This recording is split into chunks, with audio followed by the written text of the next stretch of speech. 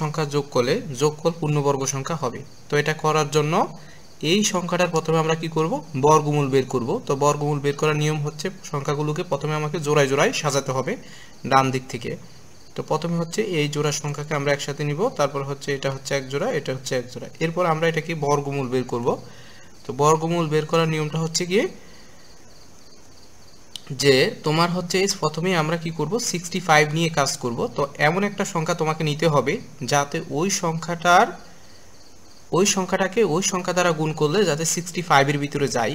তো সাপোজ আমরা যদি এখানে 8 নেই, তাহলে 8 আটা হচ্ছে কত 64, অর্থাৎ 8 কে আমরা 8 দ্বারা গুণ করব, তাহলে 8 আটা আমার হবে কত 64। তাহলে 64 আমার কি 65 65 এর মধ্যে ভাগ যাবে। এরপর হচ্ছে কত 65 থেকে আমরা যদি 64 বিয়োগ করি তাহলে বিয়োগফল থাকবে কত 1। এখন এরপর আমরা কি করব, এই পরবর্তী যে এক জোড়া সংখ্যা আছে সেই এক জোড়া সংখ্যা আমরা এখানে নামাবো, ঠিক আছে। এরপরে কাজ হচ্ছে এখানে 8 এর দ্বিগুণ তোমাকে এখানে লিখতে হবে। 8 এর দ্বিগুণ হচ্ছে কত 16। এখন এই 16 এর সাথে তোমাকে এমন একটা সংখ্যা বসাতে হবে, এই 16 এর পাশে এমন একটা সংখ্যা বসাতে হবে যাতে সেই সংখ্যাটা দ্বারা তোমাকে এই সংখ্যাটাকে গুণ করলে 112 এর ভিতরে ভাগ যায়। তো লক্ষ্য করো এখানে 16 এর সাথে আমরা যদি 1 ও বসাই সাপোজ, তাহলে হয়ে যাচ্ছে কত সংখ্যা হয়ে যাচ্ছে 161 হয়ে যাচ্ছে, এবং 161 কে যদি আমরা 1 দ্বারা যদি গুণ করি তাহলে 112 এর চেয়ে কি হয়ে যাচ্ছে অনেক বড় হয়ে যাচ্ছে, অর্থাৎ 112 এর মধ্যে একবারও আমার ভাগ যাচ্ছে না।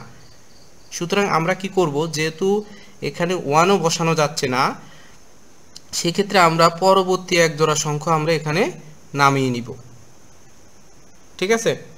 এরপর আমরা কি করব, যেহেতু আমরা এখানে এক জোড়া সংখ্যা নামানোর ফলেও আমার এই সংখ্যাটার ভিতরে আমার ভাগ যাচ্ছে না, সুতরাং আমরা কি করব, যেহেতু পরবর্তী জোড়া সংখ্যা আমরা এখানে নামিয়েছি, সেক্ষেত্রে আমরা কি করব, এখানে একটা শূন্য বসাবো, এখানেও একটা শূন্য বসাবো, ঠিক আছে।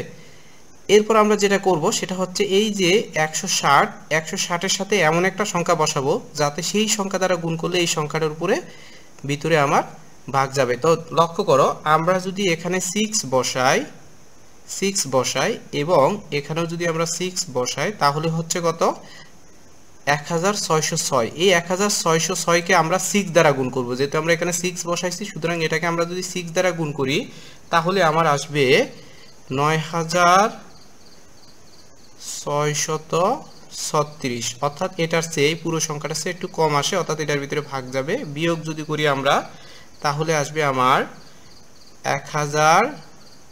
1565, ঠিক আছে।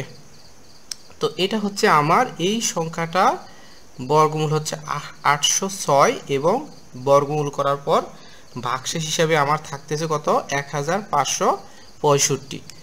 এখন এই সংখ্যাটার সাথে কোন সংখ্যা তোমাকে যোগ করতে হবে, তাহলে এই সংখ্যাটার সাথে যে সংখ্যাটা যোগ করতে হবে সেটা হচ্ছে, তো এই সংখ্যাটার সাথে যে সংখ্যাটা হচ্ছে যোগ করতে হবে, অর্থাৎ যেই সংখ্যাটা আমাকে যোগ করতে হবে সেটা আমরা কিভাবে বের করব, এই যে প্রথমে আমার যে সংখ্যাটা দেওয়া আছে সেটা মাইনাস হচ্ছে এখানে যে বর্গমূলটা বের হলো 806, সেই 806 এর সাথে আমরা কি করব 1 যোগ করে তার উপরে স্কোয়ার করব, তাহলে আমার ক্ষুদ্রতম সংখ্যাটা বের হয়ে যাবে।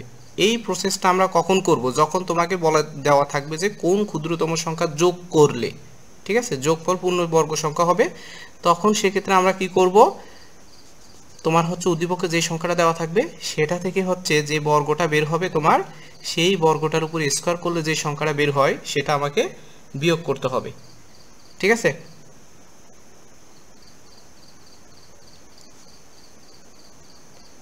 তো এখানে লক্ষ্য করো আমরা যদি বিয়োগ করি তাহলে বিয়োগফল আমার আসবে 48, অর্থাৎ ক্ষুদ্রতম সংখ্যাটা হচ্ছে আমার 48।